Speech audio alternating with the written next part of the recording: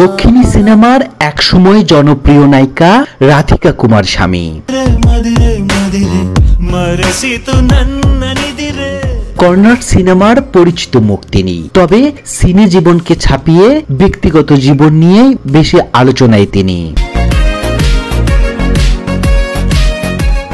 কারণ এই অভিনেত্রীর বিয়ে করেছিলেন কর্ণাটকের রাজনীতিবিদ ও প্রাক্তন মুখ্যমন্ত্রী এইচ.ডি. কুমারস্বামীকে, যে কিনা রাধিকার চেয়ে বয়সে 27 বছরের বড় ছিলেন। 2006 সালে তাদের এই বিয়ে নিয়ে ফিল্ম ইন্ডাস্ট্রি থেকে শুরু করে রাজনৈতিক মহলে কম আলোচনা হয়নি, কারণ বিয়ের পরে পরেই অভিনেত্রীর ক্যারিয়ারের ইতি টানেন।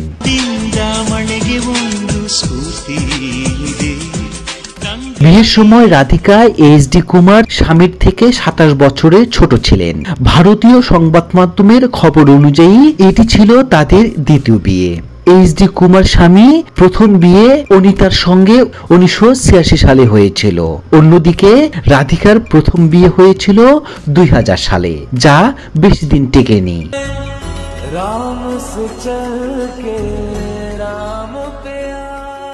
রাধিকার বাবা প্রাক্তন মুখ্যমন্ত্রীর সঙ্গে তার মেয়ের বিয়ের বিরুদ্ধে ছিলেন, কিন্তু প্রেমে পাগল রাধিকা সেসব বাধা শোনেননি। রীতিমতো পরিবারের অবাধ্য হয়ে বাড়ি ছেড়ে কুমারস্বামীকে গোপনে বিয়ে করেন তিনি।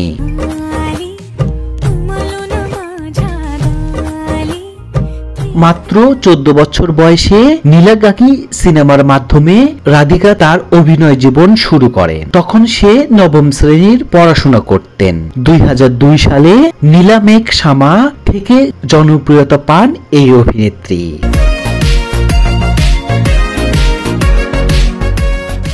ক্যারিয়ারে রাধিকা প্রায় 30টি দক্ষিণী সিনেমায় অভিনয় করেছেন, কিন্তু এরকম ডার্ক সাইড নেতার ঘরণী হওয়ার পরেও পরে তার অভিনয় ক্যারিয়ার থেমে যায়। নায়িকা হিসেবে পর্দায় কাজ বন্ধ করে দেন।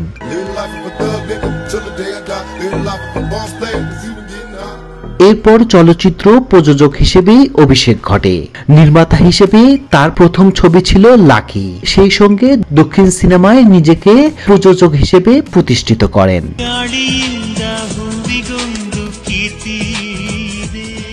কর্ণাটকের প্রাক্তন মুখ্যমন্ত্রীকে বিয়ে করে তিনি এখন কোটি কোটি টাকার সম্পত্তির মালিক। তার মোট সম্পত্তির পরিমাণ 124 কোটি টাকা। সেখানে স্বামীর সম্পত্তি রয়েছে 44 কোটি টাকা।